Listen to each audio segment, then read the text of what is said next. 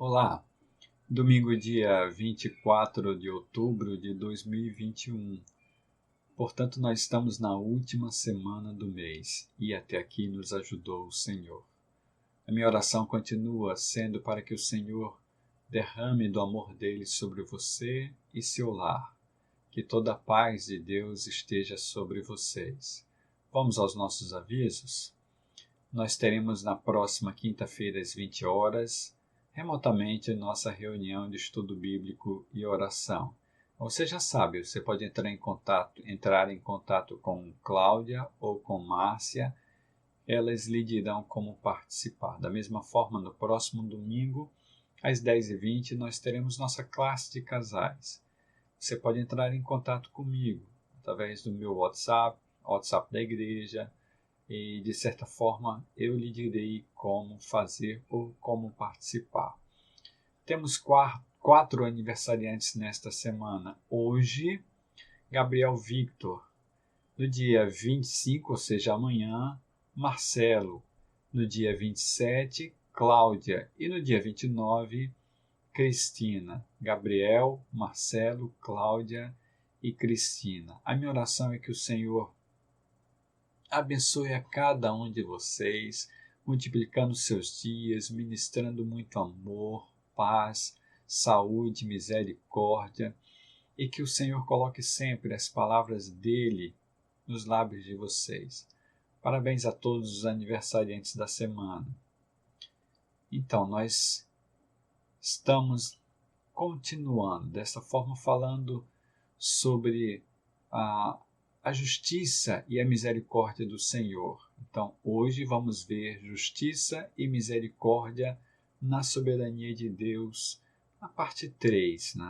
Semana passada nós falamos sobre as partes 1 e 2, quando nós vimos a vivência na verdade como fruto de prática consciente, a prática da vida na decisão de se entregar em amor pelo outro, o povo escolhido e seus privilégios e as promessas de Deus a Israel atreladas à palavra do próprio Deus. Quero dar continuidade hoje no texto de Romanos capítulo 9, nos versos 14 a 18. Romanos 9, 14 a 18 diz assim: E então, que diremos? Acaso Deus é injusto? De maneira nenhuma.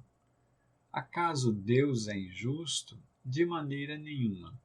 Pois ele diz a Moisés: Terei misericórdia de quem eu quiser ter misericórdia. Terei compaixão de quem eu quiser ter compaixão. Portanto, isso não depende do desejo ou do esforço humano, mas da misericórdia de Deus. Pois a Escritura diz ao Faraó: Eu o levantei exatamente com este propósito, mostrar em você o meu poder e para que o meu nome seja proclamado em toda a terra. Portanto, Deus tem misericórdia de quem Ele quer e endurece a quem Ele quer. Esse é um texto que nós conversamos muito sobre ele. E muitas polêmicas baseadas aqui. Mas aqui nós podemos ver, primeiro, o soberano e sua misericórdia. Aqui está a soberania de Deus na misericórdia. Então, que diremos? Acaso Deus é injusto? Lembre-se que o texto é continuado, então a gente está trazendo alguns questionamentos que fazem o apóstolo Paulo. O apóstolo Paulo lança no texto e poderia perguntar: acaso Deus é injusto ter escolhido Jacó em vez de Esaú? E nesse sentido, poderíamos fazer perguntas pessoais a cada um de nós. O apóstolo Paulo diz: de maneira nenhuma. Aí ele traz a fala de Deus para Moisés: terei misericórdia de quem eu quiser ter misericórdia, e terei compaixão de quem eu quiser ter compaixão. E aí o apóstolo Paulo complementa: portanto, isso não depende do desejo ou do esforço humano, mas da misericórdia de Deus. Nesse sentido, eu quero trazer para você o texto de Romanos capítulo 3, os versos 3 a 8. Veja, Eu tenho citado que essa carta do apóstolo Paulo é uma carta totalmente ligada, né? Ela está bem amarradinha, os textos estão sempre seguindo um ao outro. Veja Romanos 3, de 3 a 8. Que importa se alguns deles forem infiéis? A sua infidelidade anulará a fidelidade de Deus? De maneira nenhuma. Seja Deus verdadeiro e todo homem mentiroso. Como está escrito, para que sejas justificado nas tuas palavras e prevaleças quando fores julgado, mas se a nossa justiça ressalta de maneira ainda mais clara a justiça de Deus, que diremos? Quero dizer, vou repetir, verso 5. Mas se a nossa injustiça ressalta de maneira ainda mais clara a justiça de Deus, que diremos? Que Deus é injusto por aplicar sua ira? E aí ele fala que está usando argumentos humanos. Claro que não. Se fosse assim, como Deus iria julgar o mundo? Alguém pode alegar ainda: se a minha mentira ressalta a veracidade de Deus, aumentando assim a sua glória, por que sou condenado como pecador? Por que não dizer como alguns caluniosamente afirmam que dizemos: façamos o mal para que nos venha o bem? A condenação dos tais é merecida. Então veja, esse questionamento no verso 14 é basicamente o que é trazido também no texto de Romanos capítulo 3, no texto lido. Nesse sentido, o apóstolo Paulo responde no verso 15: terei misericórdia de quem eu quiser ter misericórdia, e terei compaixão de quem eu quiser ter compaixão. O apóstolo Paulo traz o texto de Êxodo capítulo 33, nos versos 17 a 23, quando o Senhor diz a Moisés, 33 de Êxodo 17 a 23, farei o que me pede, porque tenho me agradado de você e o conheço pelo nome. Vejam, a gente vê que essa fala do conhecer é a intimidade, a gente já viu isso lá atrás. No verso 18, Moisés faz um questionamento ao Senhor. Peço-te que me mostres a tua glória. Deus responde: diante de você farei passar a minha bondade, veja, a minha misericórdia, e diante de você proclamarei meu nome, o Senhor. Terei misericórdia de quem eu quiser ter misericórdia, e terei compaixão de quem eu quiser ter compaixão. No verso 20, e acrescentou: você não poderá ver a minha face, Moisés, porque ninguém poderá ver-me e continuar vivo. E prosseguiu o Senhor: há aqui um lugar perto de mim onde você ficará em cima de uma rocha. Quando a minha glória passar, eu o colocarei na fenda da rocha e o cobrirei com a minha mão até que eu tenha acabado de passar. Então tirarei minha mão e você verá as minhas costas, mas a minha face ninguém poderá ver. Mas o que eu percebo nesse texto? As misericórdias ou a misericórdia do Senhor. Moisés pede para ver o Senhor e o Senhor diz: olha só, eu vou passar e vou te dar minha misericórdia. Você não será fulminado. Isso me faz lembrar mais ou menos o texto do apóstolo Paulo, quando ele recebe o espinho na carne, que não consegue se livrar, e vai falar com Deus, e Deus diz: Paulo, a minha graça te basta. Nesse sentido, Deus é soberano ao conceder a misericórdia. A misericórdia não é conquistada, ela só pode ser recebida em fé e gratidão. Se um homem merecesse esta graça, esta misericórdia, ela na verdade não seria misericórdia. Seria por alguma coisa feita. Seria por esforço próprio. Não é por esforço próprio. Não é por alguma obra feita para tentar agradar ao Senhor.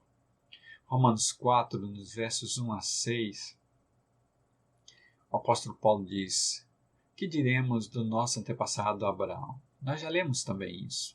Se de fato Abraão foi justificado pelas obras, ele tem do que se gloriar, mas não diante de Deus. Que diz a Escritura? Abraão creu em Deus e isso lhe foi creditado, imputado como justiça.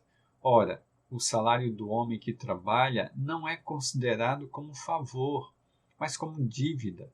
Todavia, aquele que não trabalha, mas confia em Deus, que justifica o ímpio, sua fé lhe é creditada como justiça. Davi diz a mesma coisa quando fala de felicidade ou da felicidade do homem a quem Deus acredita justiça, independente de obras. Está citado em Romanos capítulo 4, nos versos 1 a 6, e o apóstolo Paulo fala mais ou menos como o profeta Isaías. Veja Isaías 55, de 6 a 11, esse texto é um texto lindo, quando Isaías começa a dizer: vinde as águas. Ele diz assim no verso 6, busquem o Senhor enquanto é possível, enquanto se pode achar. Clamem por ele enquanto está perto. Que o ímpio abandone o seu caminho e o homem mau os seus pensamentos. Volte-se ele para o Senhor, que terá misericórdia dele. Volte-se para o nosso Deus, pois ele dá de bom grado o seu perdão. Pois os meus pensamentos não são os pensamentos de vocês, nem os seus caminhos não são meus caminhos, declara o Senhor. Assim como os céus são mais altos do que a terra, também os meus caminhos são mais altos do que os seus caminhos, e os seus pensamentos mais altos do que os meus pensamentos mais altos do que os seus pensamentos. Assim como a chuva e a neve descem dos céus e não voltam para eles sem regarem a terra e fazerem-na brotar e florescer, para ela produzir semente para o semeador e pão para o que come, assim também ocorre com a palavra que sai da minha boca. Ela não voltará para mim vazia, mas fará o que desejo e atingirá o propósito para o qual a enviei. Veja que o Senhor fala aqui. Ele fala que se buscarmos na sua face a sua glória, a sua salvação, o Senhor estará pronto para nos salvar, para nos derramar a sua glória, porque Ele faz isso de bom grado. Nesse sentido, a gente precisa entender que é o poderoso Senhor, o Todo-Poderoso, o Soberano, que nos derrama ou nos concede a sua misericórdia. Não é por mérito. Não é por mérito pessoal. E eu quero trazer para você um pensamento de transição que nos leva a Romanos capítulo 9, 16. Veja, percebemos, eu vou falar diretamente para você, eu percebo que a misericórdia e a compaixão de Deus não se sujeitam a nenhuma causa estranha à sua livre graça. Não são os trilhos dos homens que levam à misericórdia e à compaixão do Senhor. É a sua própria vontade. Veja Romanos 9,16. Portanto, isso não depende do desejo ou do esforço humano, mas da misericórdia de Deus. Eu gosto muito da tradução da Revista Atualizada. Ao meio da Revista Atualizada diz assim: assim, pois, não depende de quem quer ou de quem corre, mas de usar Deus a sua misericórdia. E aí, lendo a Almeida Revista Atualizada nesse sentido, a gente vai entender, e aí eu não vou ler por causa do tempo, mas você vai anotando. Você pode anotar. Né? Você pode anotar o que está escrito.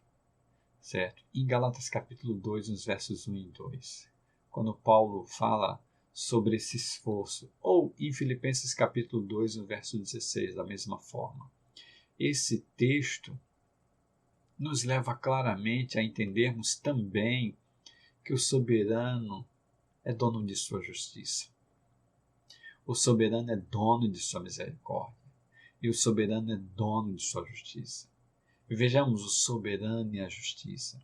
Nos versos 17 e 18, lembre-se, a gente está em Romanos capítulo 9, 17 e 18 diz assim: pois a Escritura diz ao faraó: eu o levantei exatamente com este propósito, mostrar em você o meu poder para que o meu nome seja proclamado em toda a terra.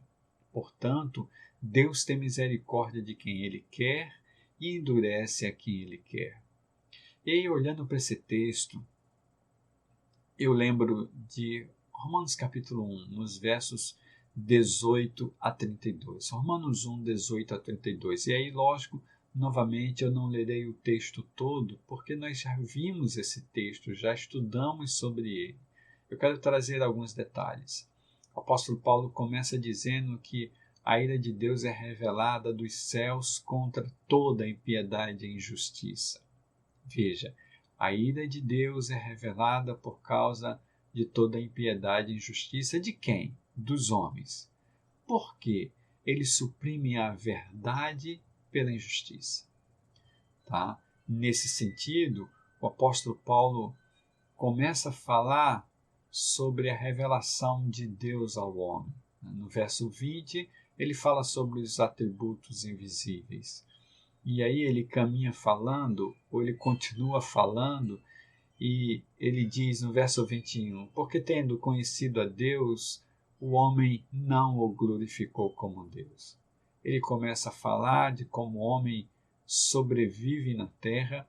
No verso 24 ele diz assim: por isso Deus os entregou à impureza sexual segundo os desejos pecaminosos do seu coração. Veja, porque o homem não quis, os homens não quiseram seguir a Deus e Deus os entregou. Esse texto, eu já expliquei, ele quer dizer que Deus permitiu ao homem tomar o próprio caminho que ele escolheu. Né? Veja o verso 26. O verso 26, ele diz assim: por causa disso Deus os entregou a paixões vergonhosas. Eu quero complementar no verso 28, lá no finalzinho, né? Quando o texto diz, o apóstolo Paulo relata que Deus os entregou a uma disposição mental reprovável para praticarem o que não deviam. Esse texto me faz lembrar de Gênesis capítulo 3 também. Por que, Emilson? Porque, veja, quando Deus coloca a árvore do conhecimento, do bem e do mal, né, no jardim, e que diz para o Adão: olha, Adão, você tem fartura aqui, você tem de tudo. Mas do fruto dessa árvore você não vai poder comer. Deus deixa claro. E a vontade do Adão, né, foi outra. Lógico, tem todo o contexto, mas veja, Adão decidiu comer do fruto. Então é exatamente o que tem em Romanos capítulo 1, que a gente acabou de ler. E é exatamente o que o apóstolo Paulo também fala sobre Faraó. E é por isso que o texto bíblico também diz que Deus, no verso 18, e a gente está em Romanos 9, Deus tem misericórdia de quem Ele quer e endurece quem Ele quer. Né? Ele está se referindo exatamente ao que foi dito lá atrás, no capítulo 1, nos versos 18 a 32. Né? Também podemos dizer que aqui está também referenciado Gênesis capítulo 3, né? Quando o homem se encontra com Deus, tem vergonha de Deus porque estava nu, né? E depois o homem recebe literalmente as suas consequências, ele decide e tem as consequências dessa decisão. Eu posso dizer que Adão endureceu seu coração para Deus quando resolveu comer do fruto. Então, quando a gente vê aqui esse verso 18 de Romanos 9, né, quando o texto diz: logo, portanto, Deus tem misericórdia de quem Ele quer, isto é, de fato, Ele mostra a misericórdia sob suas próprias condições, né? Quando Ele diz, a saber, aos que creem, né? Ele endurece o coração de quem não crê. Isto é, os abandona à dureza de seu coração. Nesse sentido, os que não creem não o querem. Quando a gente caminha na vida de Faraó, e aí eu também não vou ler por causa do tempo, mas perceba, vá lá, Êxodo capítulo 7, nos versos 13 e 14, o coração de Faraó é apresentado como coração obstinado, endurecido. E aí talvez você me diga assim, eu não sei, né? Mas talvez algumas pessoas digam, mas a Bíblia diz que é Deus quem está endurecendo o coração. A gente está falando do mesmo vocabulário de Romanos capítulo 1 que a gente acabou de ler, né? A Bíblia não fala nada sobre Adão em relação a isso, mas poderia dizer que Deus endureceu o coração de Adão, né? Para que Adão fizesse o que ele queria fazer realmente, né? Essa é uma decisão humana, certo? Veja Êxodo capítulo 8, nos versos 15 a 19. 8, 15 a 19 de Êxodo, né? No verso 15 é também chamado coração obstinado. Obstinou-se em seu coração e não deu mais ouvidos a Moisés. E no verso 19, o texto bíblico diz que o coração de Faraó permaneceu endurecido e ele não quis ouvi-los mais. E aí o texto diz, conforme o Senhor tinha dito. Mas a gente tem várias outras pessoas tendo ou trazendo o mesmo exemplo na Bíblia. Se você for para 2 Samuel capítulo 12, nos versos 9 a 12, e a gente está falando de Davi.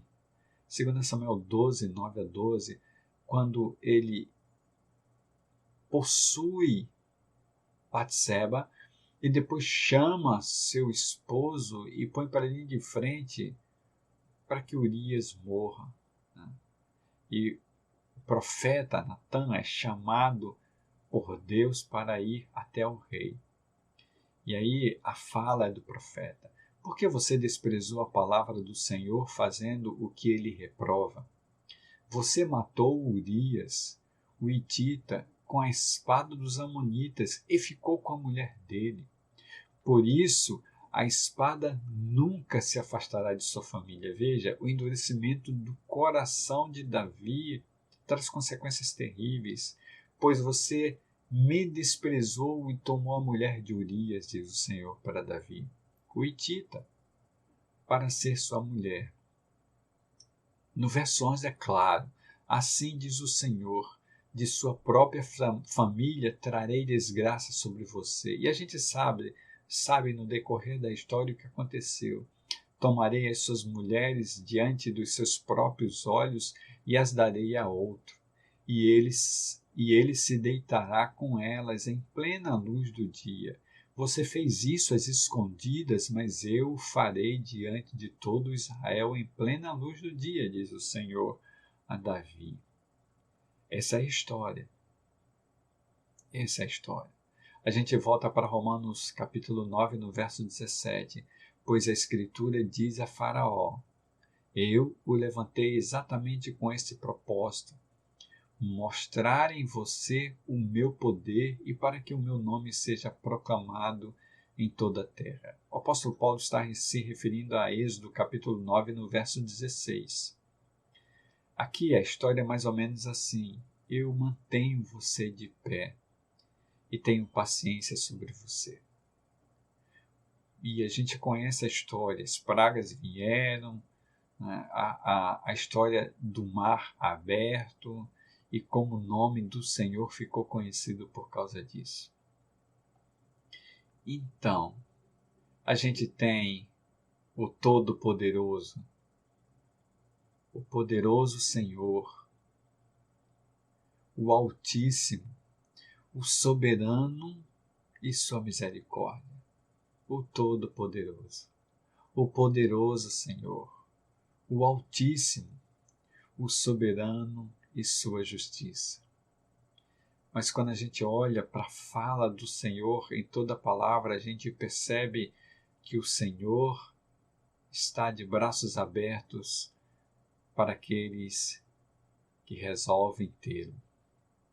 Eu quero deixar como um texto para a transição quando continuaremos mais tarde. Às 17 horas estaremos ao vivo na nossa sede. Se você quiser, pode estar conosco pessoalmente, presencialmente.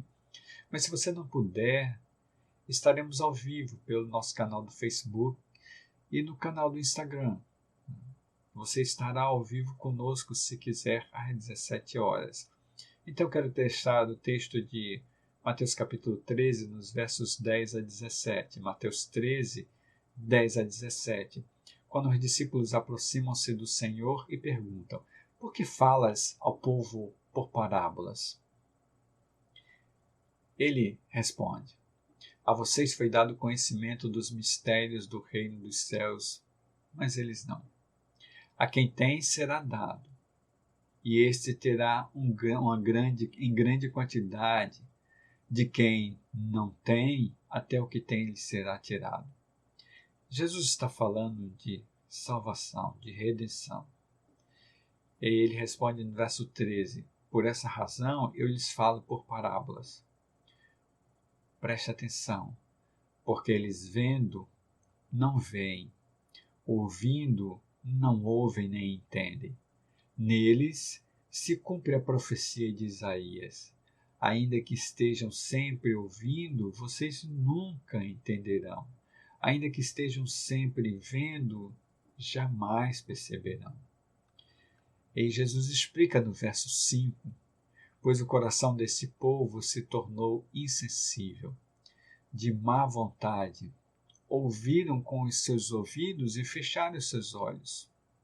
Se assim não fosse, poderiam ver com os olhos, ouvir com os ouvidos, entender com o coração e converter-se, e eu os curaria. E aí Jesus continua: mas felizes são os olhos de vocês, porque veem, e os ouvidos de vocês, porque ouvem. Pois eu digo a verdade, muitos profetas e justos desejaram ver o que vocês estão vendo, mas não viram, e ouvir o que vocês estão ouvindo, mas não ouviram. Jesus se refere a pessoas que simplesmente o ouvem, mas não o recebem. E a gente vê nos evangelhos, a gente percebe várias pessoas assim. A fala é entendida por aqueles que o buscam, que atendem ao seu chamado. E a gente sabe no Antigo, ou no Novo Testamento, quem são essas pessoas. Aqueles que quiseram se achegar e começar a entender o que o Senhor disse. Eu estou falando de pescadores a pecadores, de coletores de impostos até publicanos, aliás, de publicanos até pecadores, né? E aí a gente tem, inclusive, alguns chamando Jesus de comilão e beberrão, porque estava sempre com essas pessoas. Então, aqueles que não chegam não conseguem ver nem ouvir. E a minha oração é que você assim entenda que o Senhor é o soberano da misericórdia, da graça. E o Senhor é o soberano da justiça. Aquele que coloca o seu coração, a sua mente para que o Senhor o faça, o Senhor está sempre pronto. Vamos orar? Senhor, quero te agradecer, engrandecer o teu nome, porque o Senhor tem estado conosco, o Senhor tem nos ouvido, tem nos protegido, o Senhor tem caminhado conosco. Ainda que passemos por momentos muito difíceis, o Senhor sempre estará conosco. A minha oração é rápida nesse momento, pedindo ao Senhor que o Senhor atinja corações nesse momento, para aqueles que nos verão, ainda que o Senhor continue com seu Espírito trabalhando. A minha oração é que o Senhor atinja corações, transforme corações, porque o Senhor sabe quem virá, o Senhor sabe quem não virá. E aqui, Senhor, a possibilidade daqueles que ouvirão a tua voz e te atenderão. Porque o Senhor está sempre de braços abertos, como diz o apóstolo Isaías, aliás, o profeta Isaías. A minha oração é que o povo entenda: vinde às águas, venham, comam sem precisar pagar, bebam sem precisar pagar. Que o Senhor nos abençoe e nos guarde, continue nos protegendo. Que o Senhor, com seu Espírito, continue abrindo mentes e corações para a sua honra e glória, no nome de Jesus. A minha oração é essa para você.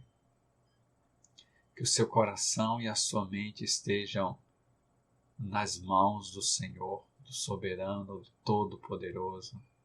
Que o rosto dele esteja sempre no seu rosto e que o seu caminhar seja no caminho dele, para a honra e glória dele. Deus te abençoe.